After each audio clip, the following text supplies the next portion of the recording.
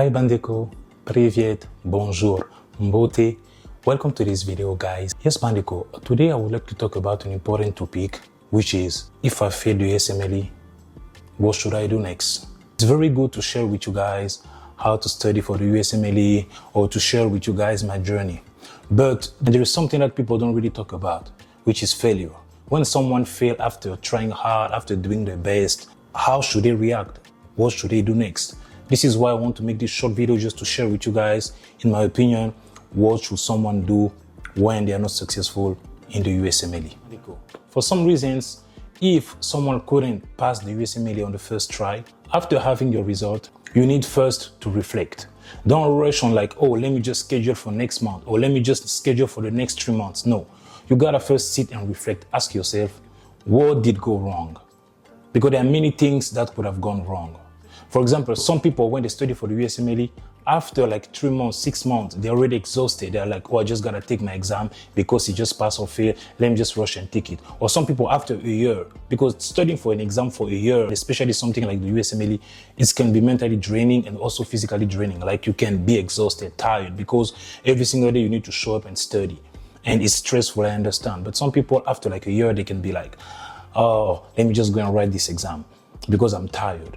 If you're in that situation, you need to sit and reflect and ask yourself, did I really rush myself or was I ready?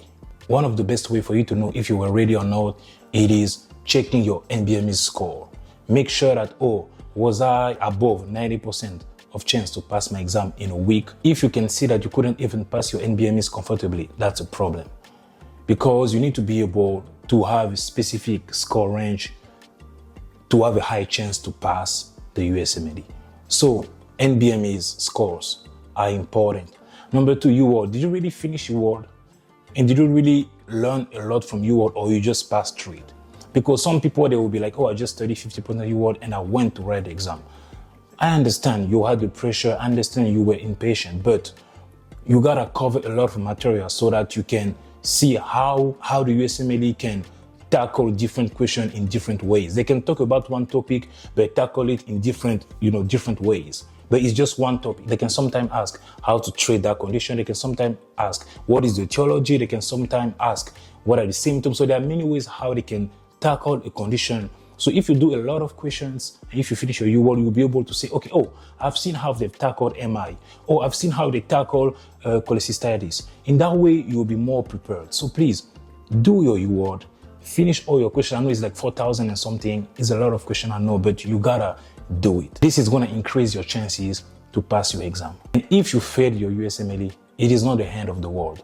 Of course, it's just gonna make your application a little bit harder, but there are other ways how you can work on that. For example, if you pass on the second try, pass your step 2, you can maybe try to write step 3 before application.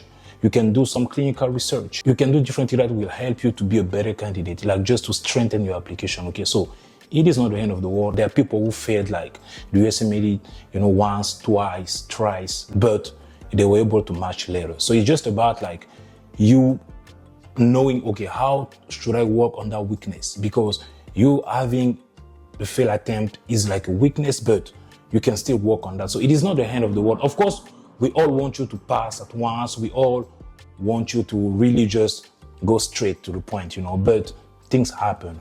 Maybe you had a family issue. Maybe there were pressure. Maybe, a lot of things going on. So I can't blame everybody saying that, oh, you failed because you were lazy, or you failed because you didn't study. Things happen, but there are also ways how later you can catch up on those things and just during your interview and explain to them, tell them why you failed, what did happen, and that can help you. Okay, Mandeko, so I don't want to make that video super long, but I just want you to know that if you fail your USMLE, it's not the end of the world, and there are still things that you can do. And please don't rush. Do not go and say like, oh, I just gotta schedule my exam next month. No, reflect on that.